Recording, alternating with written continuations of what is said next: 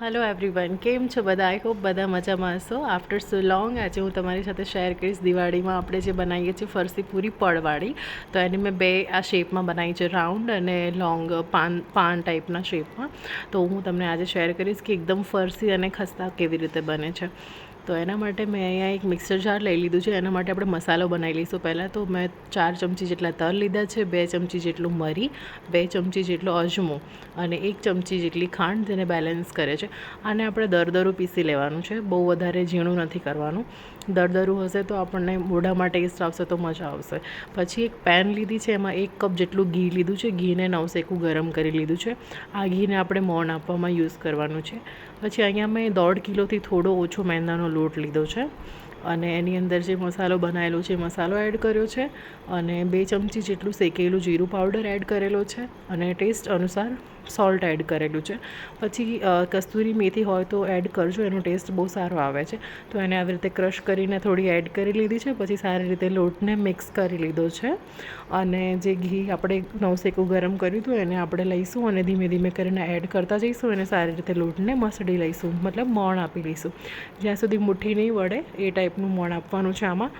તો ધીમે ધીમે કરીને એડ કરી અને એને મોણ આપવાનું છે. તો મારું 1 કપ જેટલું ઘી મોણમાં યુઝ થઈ ગયું, બિકોઝ મારો લોટ થોડો વધારે છે એટલે. તો જુઓ આ ટાઈપની મુઠ્ઠી વળે છે, મતલબ પૂરીનું મોણ એકદમ પરફેક્ટ છે.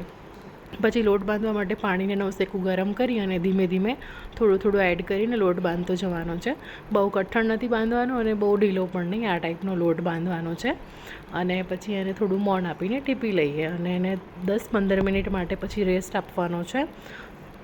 તો અહીંયા હું થાળી ઢાંકી અને 10 મિનિટ માટે રેસ્ટ આપું છું.